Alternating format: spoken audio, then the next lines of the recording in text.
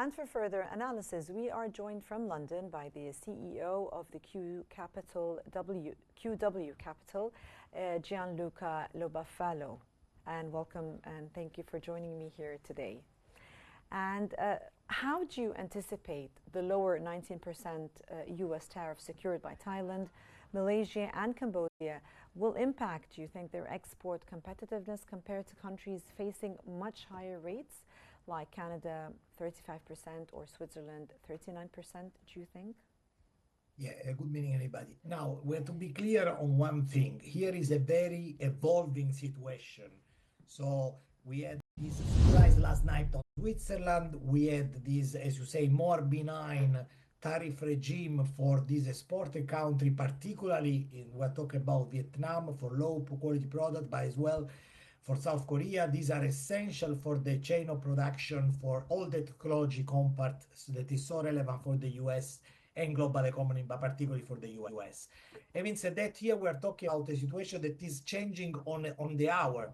So we first heard about this new set of rules, and then obviously Mexico is being extended is a pause, and so we are now in 90 days pause with Mexico. On the other side, Canada, right, 25 to 35, but obviously we have to exempt all the one who are part of the North America agreement, so it's still not clear what are the products to be included. I wouldn't be surprised if Canada get an exemption as well. On the other side, Europe, Japan, UK is more or less clear what we are heading to. Having said that, if situation stands as it is, tariffs are definitely better than what we were told on Liberation Day on the 2nd of April, but to bear in mind that are 6 times, I repeat, 6 times higher than what were at the end of 2024.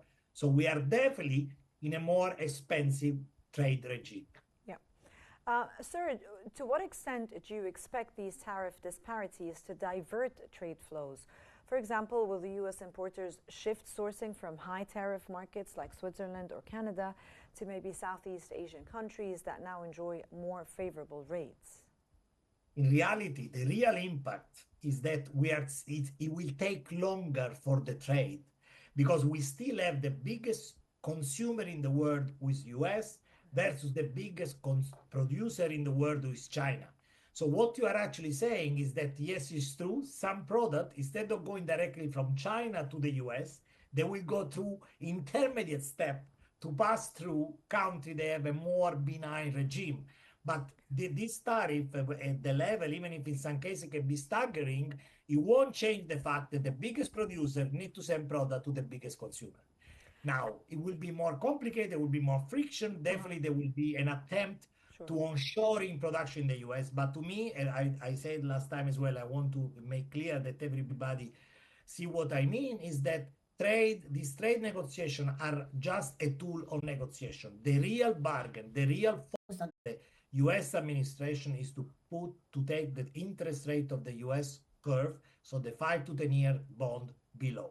And this trade negotiation is below aim at reducing the cost of funding for the US, who is going in a period of need to refund 7 trillion only in 2025. If we include the first 6 months of 2026, we're talking about in excess of $9 trillion. That's the key game. That's the game in town. What do you think, sir, could be the significant gap between the tariffs faced by Southeast Asian countries, which is 19%, and Canada, Switzerland, which is 35 to 39%?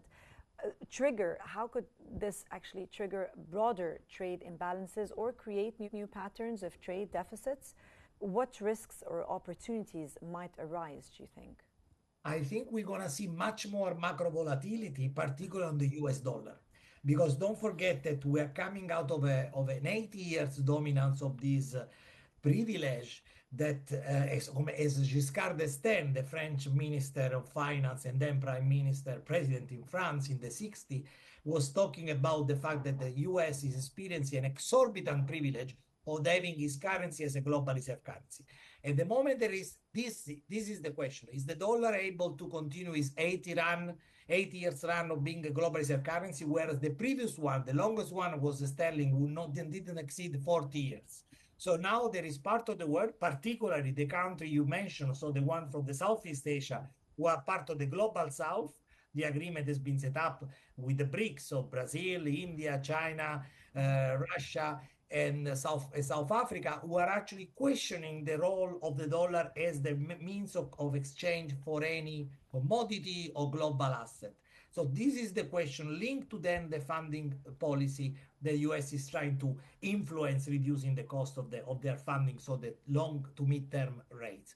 That's are the key variables. So yes, there will be a short-term impact. Bear in mind that Canada, Mexico versus other countries like South Korea we are talking about, yes, it's true the tariffs are different, but the trade relationship between US with these countries is completely different. So Canada cannot be replaced by South Korea the other way around.